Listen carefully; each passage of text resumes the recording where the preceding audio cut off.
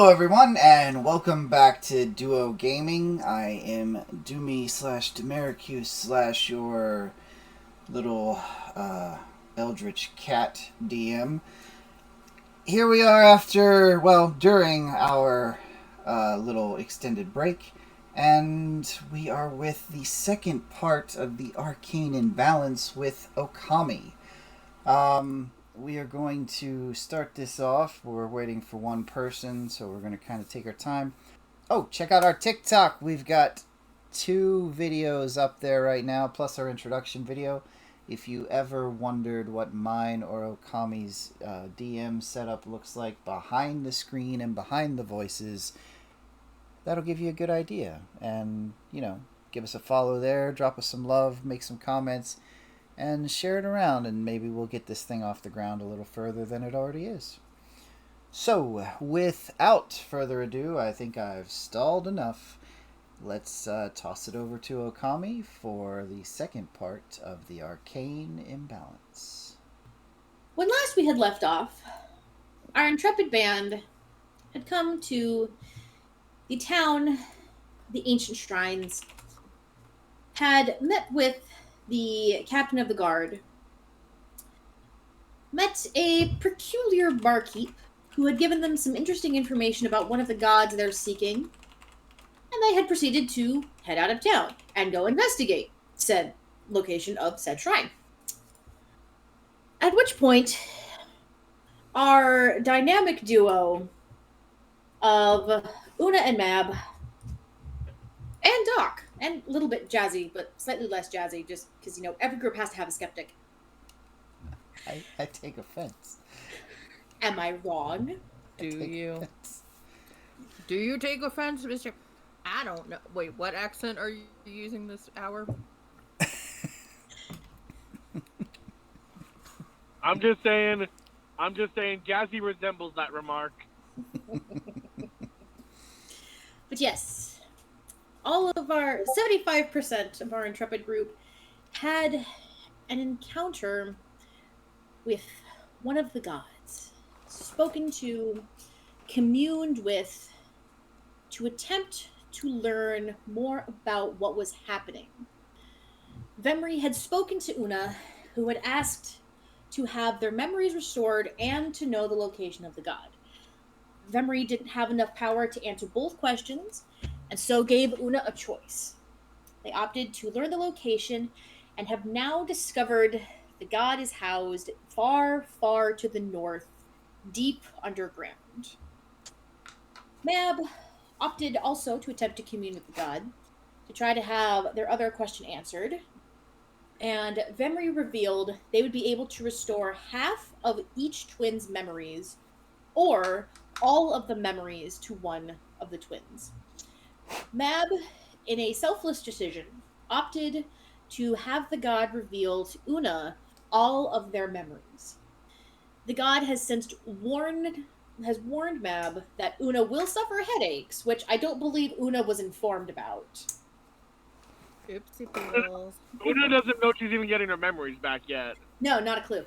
Because Mab said that she wasn't able to get in touch with the god to Una. Una knows nothing. Yep. And Vemry promised Mab that all of Una's memories would be restored by daylight the next day.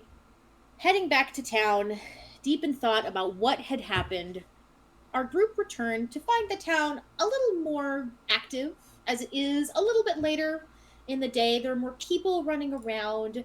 There are children out playing in the snow. You guys would be able to see a few of the guard patrols going around. The cart in the middle of town that was indicated to you for the family that lives out in the woods, you have noticed that it's about half full of provisions and dried food, meats, fruits. You notice that there is some fresh butter, and there's a spot reserved labeled eggs, but that spot appears to be empty except for the sign. A few spots reserved for what appears to be other goods like milk and cheese, clothing, blankets, things like that have all started to be loaded into this cart. As you walk back into town from the north, people look at you. And no one seems to be too interested in you, but a few people you all notice stare for a moment before quickly turning away. I do that wave where you put your hand under your chin and you just wave your little fingers every time someone stares because it's fucking rude. As you do this, you all start to hear more whispers. You can't quite make out what's being said, but you all get the distinct impression they're talking about you. Anytime, like, the next one I catch, I would like to approach. Okay. That would be... Gotta get my dice out for this one. Oh no. I know, the dice start early. Dun, dun, dun. Okay, I'm done. That would be an older man with a small bundle of logs on his back, and he just kind of casts you a look and kind of gives you a once-over mab before trying to turn away before you grab him. Hi, come here, you dirty old man. Hey! Lay your hands off me. There's no need for language like that. What's wrong with you? You're the one who just looked me up and down like you were undressing me with your eyes. Like that's even possible. Missy, I don't know what you think you're talking about. I would never do such a thing like that. Then why were you staring? You must know that's incredibly rude. You're traveling with Torn Throat. Of course we're gonna stare. People are wondering here who's gonna be stabbed in the middle of the night. Could be you. You shouldn't be afraid of the rabbit, sir. But don't lie to Afraid him. of the ones that don't have a reputation. So you're threatening me? Yes, if you don't stop looking at my friend like that. I don't care much for your tone. I You don't and care that- much for your eyeballs, but they're still in your head. What's everybody's passive perception? Excellent question. I'm gonna say 16 so I can feel as cool as Dumey, but it's probably not 16. Oh, it's not good. It's only an 11. Oh, yours isn't bad, Una. Yours is 15. Okay. Yeah, but Una's very absent-minded right now. Like, Una's not in either of her normal forms. She's in she's in Jason's form, like with the cloak over the head. And you have noticed that you are starting to feel like a little bit of a throbbing kind of in the back of your head. You really feel like you're just kind of tired or dehydrated. You're not sure what's going on, but you just got this pounding in your head, and it's real annoying. It's not bad. It's not incapacitating. It's just real frustrating. Yeah, Una's gonna be in Jason's form with their cloak over their head, just like kind of like occasionally like grunting every time the headache starts to annoy them. Very good. And so, three of you, well, two of you actually, because Mab, you're a busy threatening man, would start to notice that you're drawing a crowd. People are starting to collect in a ring around you, and the whispers are getting louder. So that's even more rude.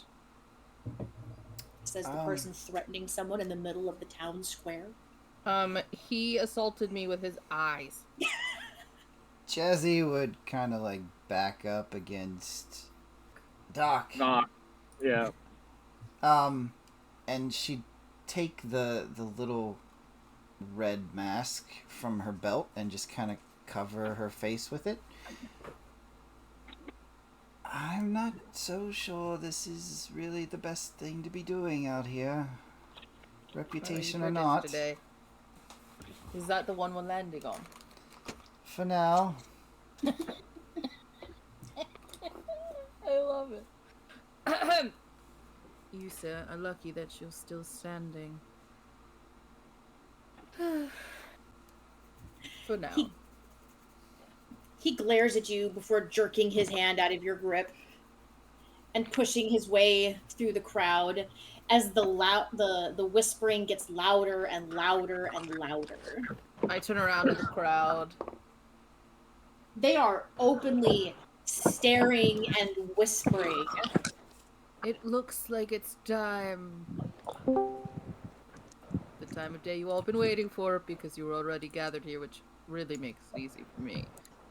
I'm going to take my pan flute out of my pocket and just start playing a song like they've gathered here for my entertainment. Of course. Okay, okay. Are you going to try to do anything, or are you just going to sit there and play your flute? I am playing the flute. I also want to like listen at the same time. And I want to cast Tasha's hideous laughter on them. And I want to make someone laugh so everyone else is uncomfortable that they start laughing. Okay, okay. How many cantrips have you used at this point? I've cast prestidigitation a few times. Right, right. So do we want to say what, 3 times? That would be probably. This will be your 4th cast. Yes, ma'am. Yes, ma'am. So, okay, so you're pointing at someone in the crowd. I'm just like concentrating my song a little bit extra at one person. Right. Okay. The person that you're focusing on is a younger woman who doesn't seem to be any older than about 17, and you hear her kind of snicker before like clamping her hands over her mouth as she starts laughing uncontrollably. And the whispering gets louder, and a few people give very wary, very nervous, uncomfortable chuckles as they slowly start to disperse. What? Nobody's gonna tip the musician? The girl that you made laugh, her family, like, you see that she's got her parents and what appears to be a younger brother, and they quickly escort her away, and quickly the crowd disperses. One way to clear a room. Doc is clapping. Thanks, Doc. I can always count on you. Jazzy's just gonna keep the mask on for now. Oh, you're hiding, and it was your fault we got stared at. Well, I can't really. When it's so many of them, it's a little bit different than when it's just one or two. Are you telling me that the great turncoat's a coward? You made the name, you should be proud of it. She's kind of standing there, fingers kind of clenching up as she was just called that. Mm-hmm. I will have you know that name does not apply to me. I did what I did for Doc, not because I wanted to, but not. It wasn't mutiny, okay? I'm just making a point. I'm not actually calling you that because that's what I think you are. You earned a name. You earned people's scourge, fear. Then Yeah. you should embrace it. I do embrace it, but when you're part of a You crew, don't. a pirate is nothing without their crew. One person, I mean, yeah, reputation is great and all, but it's the whole crew. You don't just see one pirate on a little dinghy and get all scared because they're rowing up to your ship. You see a big galleon with hundreds of sailors with swords and cannons, and it's just a whole One different... pirate makes their own name. Plus, you've got the 3 of us. And let me tell you, if there's one thing we can do, is fuck shit up. For Yeah. better or for worse, honestly. It could go tits up and it's still pretty good. Yeah, I'm still not used to being on land so much. Which is just bonkers because you're a fucking rabbit. This is Jazzy turning a new leaf, and you know what they say about leaves? A leaf is green even if you don't have a green thumb. Till they wither and die, fall off the tree, and you crunch them between your boots. Yes, and then they nurture the earth below them, and that feeds the tree's roots, and new leaves grow the next season. It's a cycle of life. Jazzy, moral of the story, woman up. Like, just get it together. Alright. I'm not gonna walk around here with some fucking party member with a tail tucked between their knees. Ain't long enough for that. You're not trying. She kind of turns around and looks at the fluff of a tail. I really don't think it's long enough for that. You'd be surprised. Rabbit tails are not puffballs. That is an inadequate drawing. That's not what they look like. The little tabs that bloop pull out. I love the elf splaining going on of rabbit anatomy. I'm a haragon, not a rabbit. Close enough. Close enough. You're just a tall halfling then. Sure, whatever makes you happy, as long as you take your fucking mask off. Put your chest out and walk around with pride. There ain't that much up there either. Well,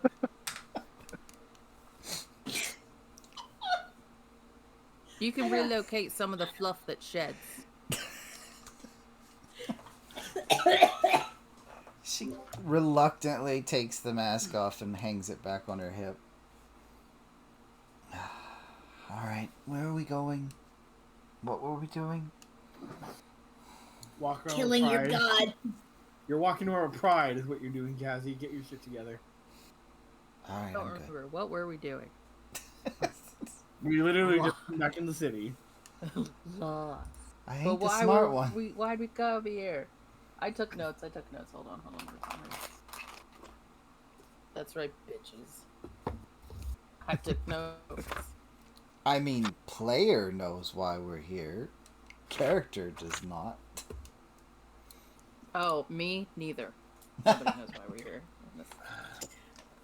You guys should have a really. You guys should know exactly why you're here. Characters included. We need to talk to the captain. Thank you. Like Una like mumbles under her breath. We need to talk to her, the captain, while they're in pain. 30-second memory time span. Okay, you are so lucky when I do get things right. I love having my goldfish players. This captain, is he like captain of the guard, something like that, or? As far as you guys have been able to tell with the very little amount of information he has willingly given you, you can tell that he is captain of the guard, at least for this area. You're not sure about anything else. Wow, God does speak to the people down here. I was asking my party members. What was I supposed to know? Jazzy and Dumey sound exactly the same right now. Can't help it. Yeah! I got made fun of for my my accent switching. It's like we could spin a wheel and whatever we landed on, we got. Well, I kind of like it because she's heard all different kind of accents on the ship, I guess. Uh-huh. It's an excuse not to be able to get it right. I got it. It really is. It works. Alright, let's go talk to the man who's married and refuses to give me any information about it. About his marriage? Or anything else. I'll just let you guys do the talking. Law enforcement and, well, privateers don't get along very well. Privateers, please, you're a pirate. Buccaneer is acceptable too. That's a good price for corn. There I am hearing them voices again. You hear that one directly into your brain. You're the only one that hears it. Let's go. Walking towards where we last saw him. Yeah, so where in this town are you guys going? You're currently standing outside the inn slash bar place. So he's probably not going to be here. Are there like a guard quarters or anything like that? I know we what was this, like the town commons? Yeah, this building here is the town hall. And this appears to be some kind of stables, you're not really sure, some kind of open air pen. And then there are 3 market buildings down towards the southwest. I'm just going to do a quick scan, see if I see the guard captain. As will I. Go ahead and give me perception, please. Wait, what's your perception? Okay. Unnatural 20! You want to go ahead and roll for me, Jazzy, too, or are we going to go with Eagle Eye over here? So, yes. Mab, you spot him almost immediately stepping out of this southernmost building. Jazzy, it takes you a moment, but you see him pretty soon after Mab does. He doesn't appear to have noticed you. You see him as he's walking out of the building. He pulls his cloak up and pulls his hood up over his head, and he starts to walk around towards the back of the building. I saw him first. Shush! Should we follow? Because he's looking a little sus. Sure. You guys Let's... go that way, I'll go around the other side? Yeah, let's 2 and 2. You want Una or Doc? I'll take Doc. Alright, Doc gives a friendly smile. Quiet, Una. No questions. Oh. Una's still very much in pain. Yeah, Una's stumbling along and occasionally making like noises. The headache is definitively getting worse. I'm knocking my own stealth by constantly turning around and going, shh, Una! Shh, shut up! Yes, Jazzy, your stealth is fine. You trip a couple times just because this is snowy terrain that you're not super used to. I ain't no snow bunny. Exactly. You're not known for laying out naked on bearskin rugs in front of fireplaces at a ski resort. Damn, but all the money you could make doing that. Una is so much quieter than Mab is. But I can hear Una in my head, and she's making lots of noises. Doc, you want to go ahead and give me a stealth check? Or are you not going to worry about it? I feel like I should have rolled at a disadvantage, but even then, a 16 is still pretty decent. Either way, you passed. Aww. Okay. Doc is happily trotting along. So half of our party is very stealthy. Una and Jazzy are doing great. They are both stealthing along just fine. Mab and Doc, not so much. Doc, Oh, softer God, footprints. I could hear Doc from here. Doc, shut up! Doc looks over to the others and gives a friendly smile and wave. Hello! I feel like when Mab would yell, Una would just be like, "Oh, please stop." It's like an ice pick into your brain. Doc, your shell is scraping along the wall. My shell is what? Scraping along the wall. Oh! Doc will raise his feet off the ground a few extra inches. How about now? Jazzy just covers her face with her ears. Yes. As Alright. Doc is walking, he's just humming.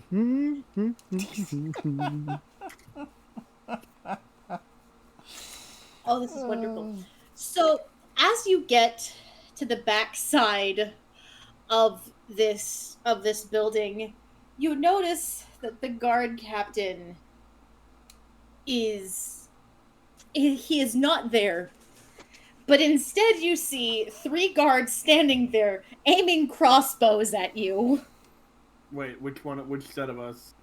Both of you. Since you came from the 2 opposite sides, as you reconnect at the back of the building, you see guards standing there aiming crossbows at you.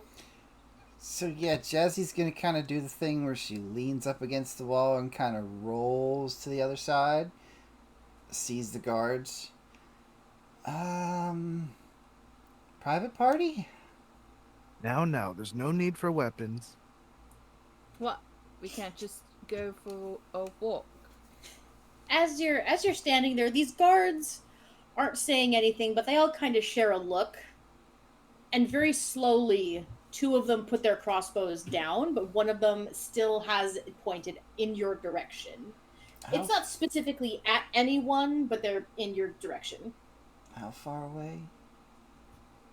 They're about 15 feet away. Does Doc still have the sheet of paper with him? I would assume so. Okay. So Look. Doc is thinking that maybe he can fake and say like, this is an ad for more guards or something. We really need to talk to the guard captain. For some whatever reason he won't tell me his name, and it's so rude. There's a lot going on, and nobody else has to be hurt, and this land doesn't have to be taken up by the king, but we really need to talk to him. The three of them look at each other again. The final one lowers his crossbow. He leans back to whisper to one of the other ones, who disappears into the forest behind them. None of them have said anything to you, but the two that remain are watching you with hands on their crossbows, waiting to raise them, but haven't yet retaken an offensive position. The figure of Jason just is literally using the wall to help them stand at this point. Oh. Jason? Yeah, they look like Jason right now. Interesting. Doc will raise his turtle arms a little bit and say, lovely weather we're having today, isn't it? Jazzy kind of reaches back and kind of smacks at Doc's arm. Stop it, you're embarrassing me. Jazzy, this is called being nice to people. It'll help you a lot. You'll see someday. It's called surrendering. Stop it. No, it's not surrendering. Also, we can use this to get a little bit closer if things get hairy. No pun intended. Thank you. Hey, so what's your names? If you're going to hold us captive here, we might as well know who's doing it.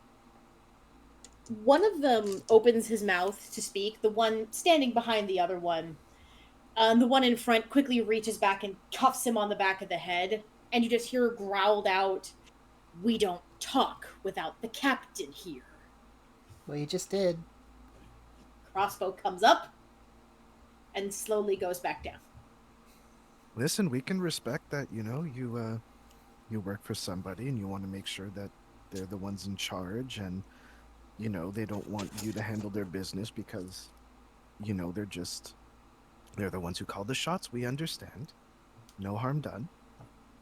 Yeah, Doc, but, he's also an independent person, right? So is he just so unimportant in this life that he can't even have a name? Well, I didn't want to go there because everyone has a purpose, but, that is a little bit of what I was implying, so I don't know, but, I get it. He's unimportant in this conversation. Jazzy takes You 2 don't- steps forward. You don't need to worry about his name. You don't need to worry about my name. All you need to worry about is what the captain is going to say when he gets here. Now, You seem like you're having a bad day. Like you're really angry for no reason. Did we interrupt your toaster strudel time? no, but the reports we've been getting of 4 wayward forest dwellers coming in and threatening our good people tends to put those of us on guard on edge. So We were threatened. I don't know who told you the other way around. Yeah, and there's I 5 of feared us. 2 for more my steps life. forward. Jazzy, are you trying to persuade him there's another one of you? I just told him there was 5 of us and took 2 more steps forward.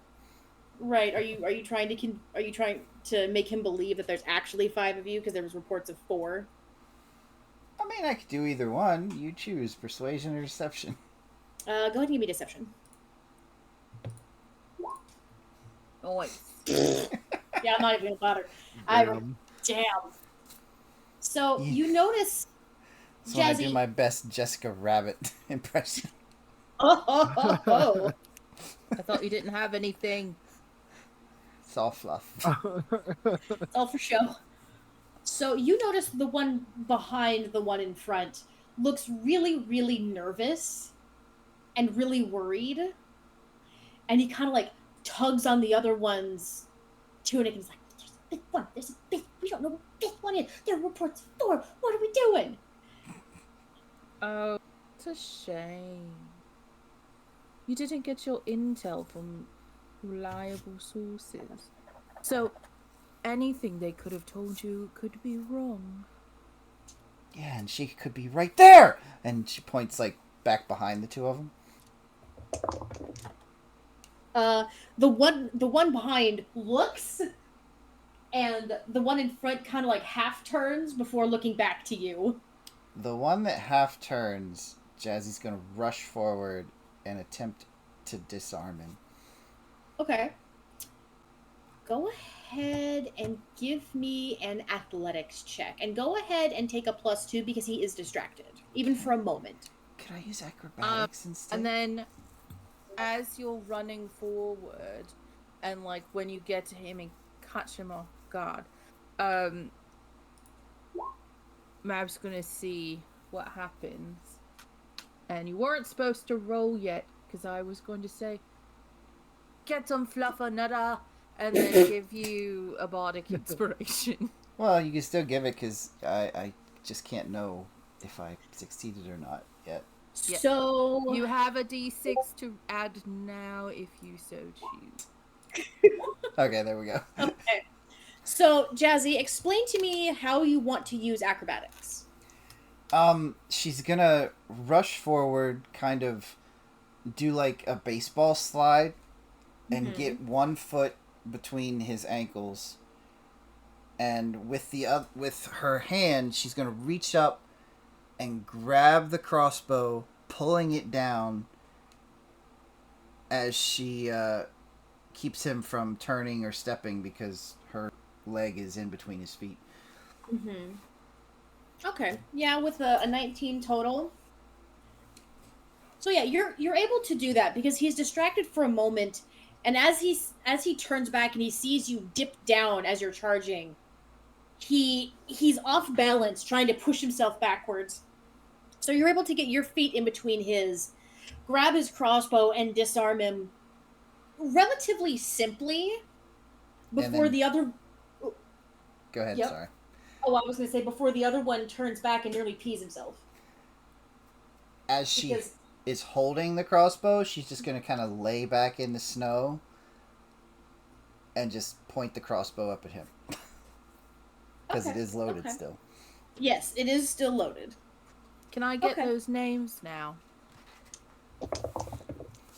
Jesus.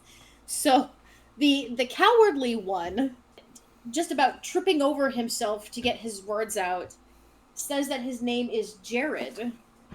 And the other one, staunchly refusing to tell you anything, who is like staring down at you, Jazzy, like just about sneering, refusing to tell you anything. But Jared looks over. His name is Luke. His name is Luke. Wait, look, we're just guards. We're just guards. We're not anybody special. Don't hurt us. Don't shoot. Jazzy's gonna like pull her knee back to where that big rabbit foot is like aimed center mass, and be like, "Is that right, Luke?" You see him. You hear him growl out again as he's like choking on the words because he doesn't want to admit that he is in fact more than a little unnerved. As he just kind of spits out to his companion, Jared, you're a fucking idiot. You could have lied and told them anything. You didn't have to give them our real names, you idiot. And poor Jared is just sitting there, just, this is when you all realize that Jared is about 16 and Luke is about 32. I'm going to walk up to both of them. Luke. This could have all been for naught if you just would have told me your name. Like, good manners. What is it with you people and your lack of manners? It's like the snow makes you crazy. Can't say, hi, hello, my name is Luke, how are you, what's your name? You can't stop yourselves from staring at someone who might not look like you. And it's like none of the people here realize how incredibly rude and hateful that is. We don't get many dealings with fey blood around here. So that gives you a right to be suspicious and defend our people? Absolutely. I'm sure you'd understand. I don't, actually. Ain't like we drew any weapons on you. It was kind of rude. Jason's gonna growl and like look up from their cloak. How do you know anything about our heritage? Jason or Una? They look like Jason right now. As far as they know, this person is Jason. They do not look like Una. They're dressed it. They're completely in Jason's form. Valid. The face of Jason looks up with their eyes going red, like and angrily, saying, "How do you know anything about our heritage?" Luke looks at you, Jason, and goes, "You look like any other human except for the eyes. This one over here," and kind of jerks his head toward Mab. It's pretty apparent they're fey. I mean, you've met our bartender. These parts, we used to have a lot of dealings with the fey, and stories get passed down generation to generation. People learn things, and one of the most important ones is never give your name out. So you make baseless assumptions because I look like someone else. A little bit of racial profiling from the police, eh? He kind of sneers again, and he just goes, "It's what you have to do to stay alive in the North." Jason looks over and says, "You're right. I should definitely take on a stupider form and then changes to look like Luke." Do I fit in now, or do I look equally as stupid? Hideous. I mean, honestly, one of your worst forms I've ever seen. What'd you say, Luke? Could be better, right? Before Luke has the chance to respond, you hear the booming voice of the guard captain coming from just a little ways into the tree line as he comes striding out. "What the hell is going on over here? Luke, Jared, what the actual fuck are you doing?" And when he yells, Una just collapses. Una's just... Yeah, Una's down, by the way. Una's now at 0 HP and is unconscious. What? Y'all Not actually. Yell. Not actually 0 HP, don't worry. Una's just collapsed from pain. Because Una hasn't bothered telling anyone that they're suffering crippling headaches. I just think they're playing a trick. Jazzy's gonna get up out of the snow and hand Luke back his crossbow, but she quietly sliced the string. Oh, here, Luke, it looks like you dropped this. I was just picking it up for you. It's a number 742 why I love Jazzy. He grabs it and he just he doesn't, not realizing that the string has been cut, disarms it and just kind of tucks the arrow back into a small quiver on his hip and puts the crossbow aside, and then he turns and him and Jared salute the guard captain, who comes striding up, and he looks frustrated. He's got his hand on his forehead. He's massaging his temple. And he just comes over and he looks at you guys and looks at them and looks back at you and goes, "I'm sorry. What did these idiots do?" Oh, they just slipped on some ice and this one dropped his crossbow. I picked it up for him. With the side of racial profiling. That too. I apologize for anything that they may have said or done in this moment. They were supposed to be watching my trail as I headed out to go investigate something. They weren't supposed to stop anyone. They were supposed to redirect them. He looks over at Luke and Jared. Jared, of whom is like staring at his feet. The third guard has come up and is like quietly talking to Jared, who's like staring at the ground and kind of scuffing his boots in the snow. Again, like 16-year-old kid is just kind of like very thoroughly expecting to be shamed. Luke is standing at a soldier's attention and is very much just pointedly not looking at you guys, not looking at the captain, but is looking above the, like, at the roof of the building you're behind. I make a point to stand directly in front of him to block his line of sight. Are you tall enough? Because he's... How tall are you, Mab? Like 6'1" or something. Okay, yeah, you're about the same height, so you would be able to stand eye to eye with him. And he's just very pointedly not looking at you and not looking at the captain. Anytime his eyes shift, I like shift a little with them. Do-do-do. Do-do-do-do. Doc, you got a piece of paper? Oh, yes, I do. Doc pulls out the paper and hands it to Jazzy. Jazzy takes the little piece of paper and starts scribbling with charcoal.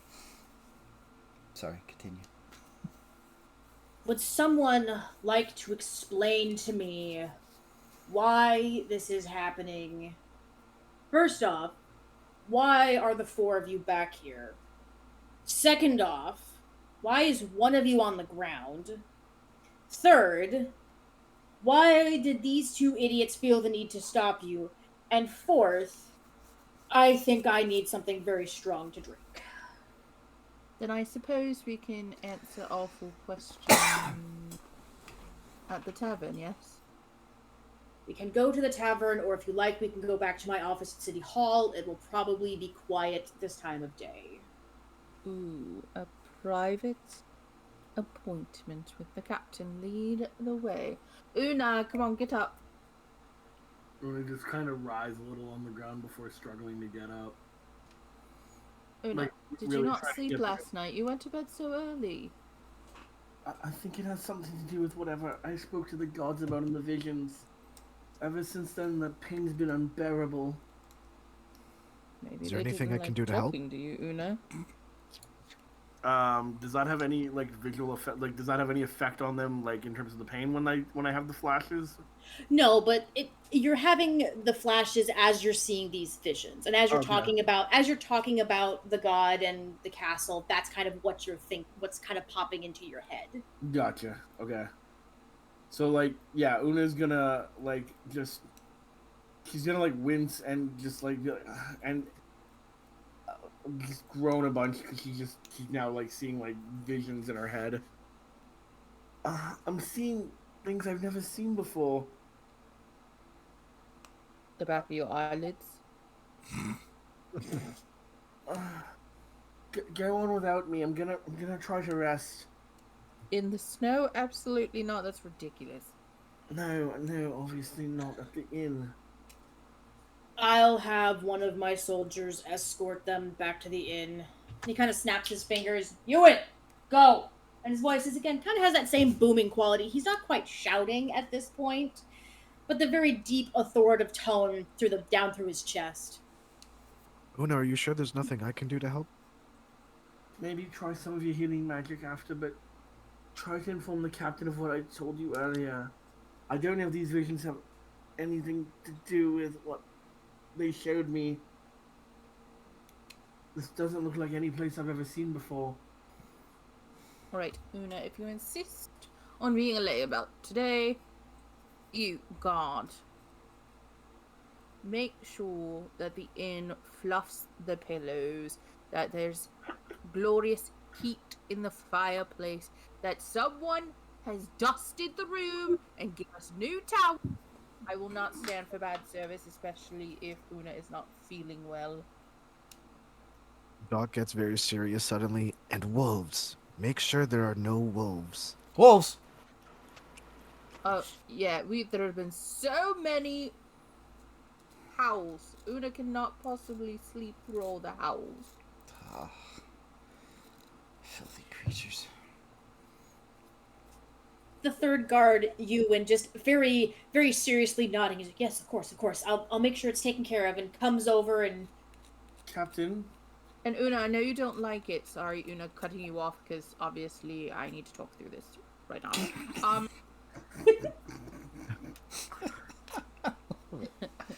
I love it. Una, I know you don't like it, but I'm having them send up a heaping bowl of chicken soup. Because if you insist on being a layabout today, then I'm going to treat you like you have the world's worst ailment. So chicken noodle soup. It's unnecessary, Mab. It's not unnecessary. If you're going to act sick, I'm going to treat you like you're sick. I'm not acting, I swear. You say that all the time, Una, and then you jump out and you're like, oh, just kidding, Mab. I totally meant to make you cry like that. How often have I ever spoken to a bloody god before? I don't know. There's at least 7 minutes a day I don't see you.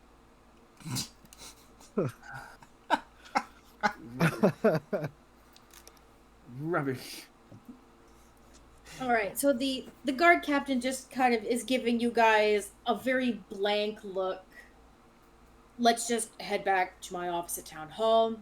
Ewan will take Una back to the inn. They will make sure they're taken care of. And then we'll figure out what is going on with you lot.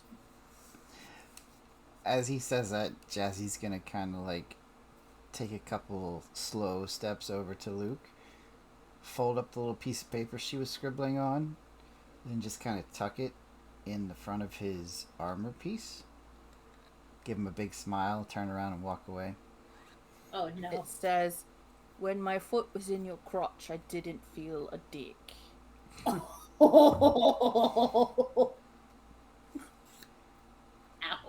I'll say what it really says whenever God tells me he looks at it.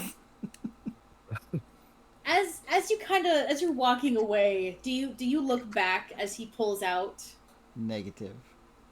Okay, because yeah, once he's sure that you guys are walking away, he would pull out the letter and would look at it. I would try to maybe fix his crossbow before we leave. It's a scribble sketch of like stick figure Jazzy with a very large foot, and it says, "I may not be a squirrel, but next time I'll find the nuts." Fuck him up, Jazzy. Fuck him up, Jazzy. I love that. Jazzy don't take shit from nobody. Except for a crowd. Yes, except for... Then Jazzy takes all the shit. And wolves. And just for fun, you hear some wolves. God. She starts walking a little bit faster. Is that another prestidigitation? No, it's me up front going, Straight up doing it. Just being an asshole. yeah. You know what? Very I'll take a perception with disadvantage to see if I can figure that one out. Go for it. 11. You figure out that they're not real wolves, but you don't know where they've been. You don't know where they're coming from, but they don't sound like real wolves. Alright, who the hell's doing that? I'll rip out your throats! I'd like to see you try. But it was, that was Jared. She kind of turns around and gives Jared the death glare if he's still standing there. Oh no, Dog. he's like he trotted off with Ewan because he didn't want to be left alone with Luke. Yes, so you guys are able to pretty quickly get back to the town hall. It's not that far away. The guard captain leads you back in to his office, which is in the back. Una, you were taken back to the inn. Yeah, it was. Mab, Doc, and Jazzy are back in the town hall. And he leads you into his office and closes the door. He pulls out a bottle of amber-colored liquor, pulls out some glasses, offers each of you a glass. Jazzy And- attempts to take the biggest glass. They're all the same size. Damn. I slide mine over to Jazzy. Ooh, two. Here you go, Jazzykins. Drink up. Oh, he hasn't poured yet. I still slide it in front of Jazzy. She holds 2 glasses happily. He just kind of looks at you, Doc, and just kind of offers the bottle without saying anything. Looks at Doc and offers the bottle. Wants to know if Doc wants any alcohol. Oh, Doc smiles and says, "Thank you, but no thank you." He just kind of grunts and pours 2 glasses for Jazzy and a glass for himself. Thank you. Yeah. Okay. So, I've been getting some reports in the town about a group of ruffians threatening one of our townspeople and threatening the overall populace. The descriptions I got seemed awfully familiar, but I'd like to know your side of the story first. Ooh, what they say. I love a good story. You tell me what happened, and then I will tell you what was said. I look over at Jazzy and I say, shall I or would you? Yeah, I can do it. Couple of your wonderful citizens here seem to recognize just who was walking in their city streets, and they got a little overzealous, and they regretted their decision 100% as we kicked them all to the curb.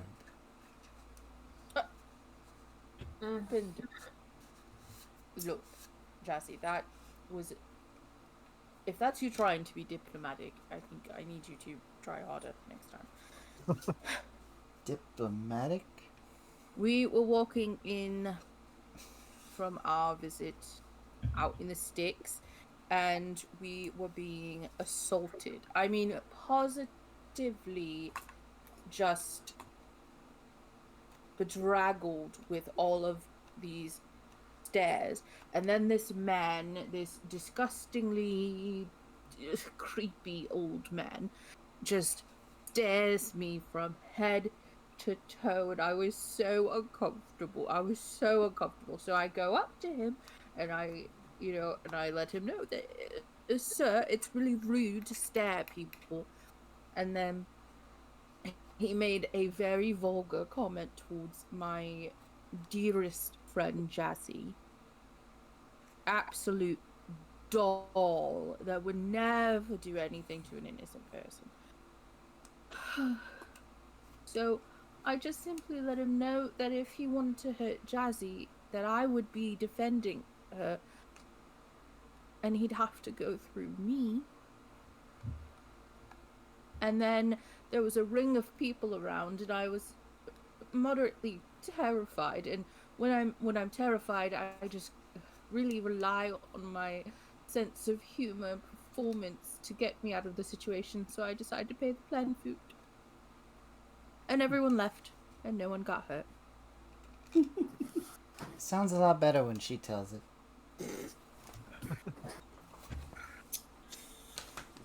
That's a fascinating story, because the way I had heard it...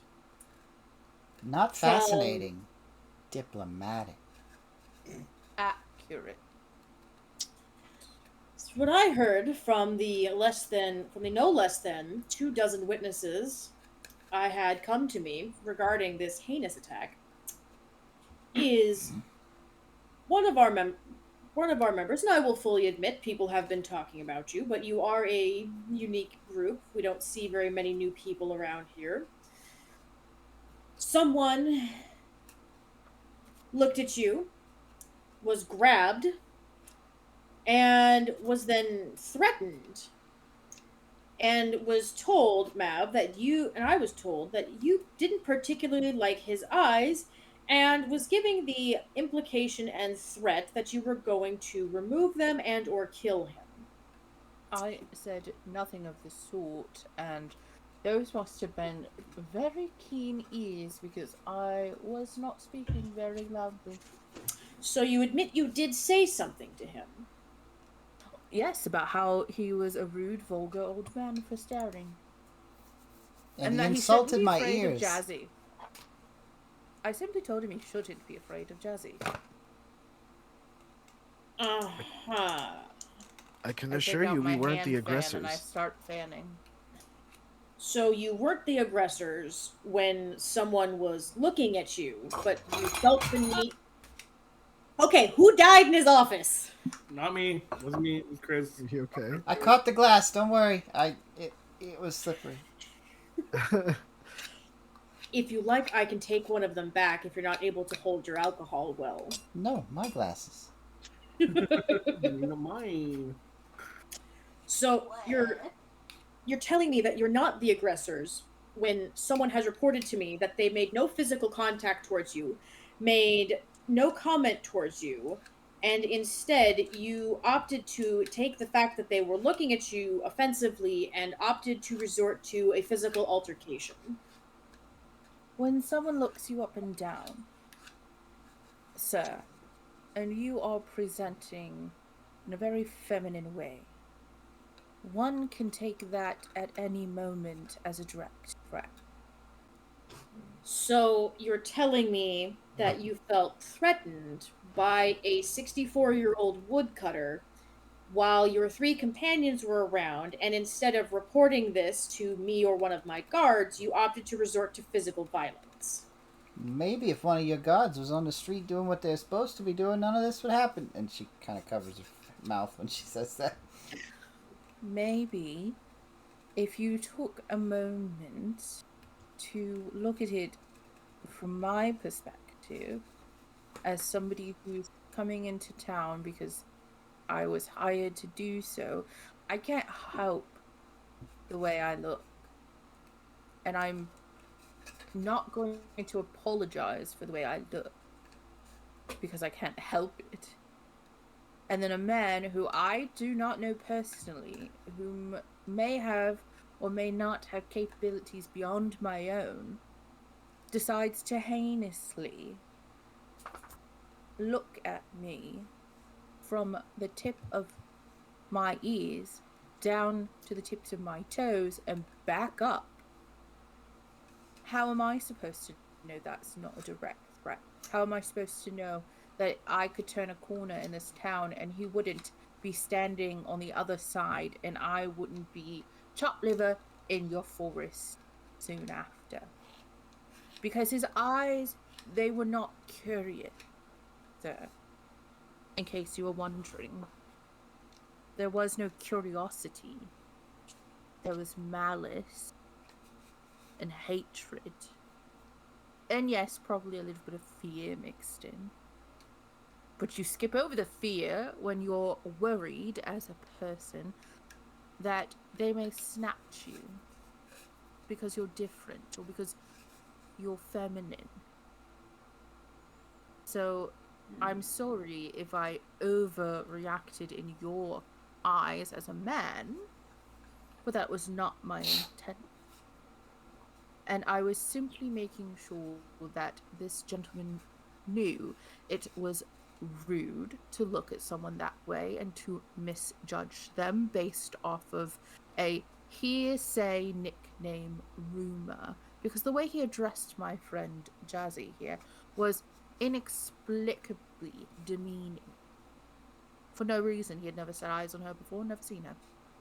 So, sir, because that's all I know what to call you, sir, God, captain, sir, captain, sir. Sir Captain God, sir? Captain, my captain, sir, Guard, I mean. captain, my sir, captain, whatever you wish to be called. Because apparently we all steal names if we look a certain way. Jazzy just kind of looks at Doc. She's really good at this diplomatic thing. Yeah, she What is. would you have me do, Cowan, for you? Make it all right for them to do that? If I would have walked away to find a guard captain, you're going to tell me your guards that have treated us so poorly would have helped me? Because I think that they wouldn't have. From the moment we came here, the guard at the front of your compound, so rude, gave basically the same demeaning information that everyone else gave. The guards that we just had an interaction with, we were just trying to walk through the town to find you, and we were treated in a sub-humanoid way. But sure, yeah, let me run and tell the guards that something has happened, and that I'm uncomfortable, and that I fear for my life, because I don't think they're going to do anything or take me seriously. So, what would you have me do? And how would you have me interpret it? As you've been speaking, you've noticed that he's taking everything you say very seriously. And you've noticed him pick up his drink, swirl it a couple times, and sip on it. And he's kind of running his finger around the edge of the glass. And he says, I would have preferred you would have come to me directly. I understand your hesitation and your fear to go to my guards. I have a better perspective on the ills that face women better than you understand. And as far as the interaction with the gentleman earlier, I will have you know, we are investigating it. But I would ask you as well. If you ask us to extend you courtesies, you extend them to us right back.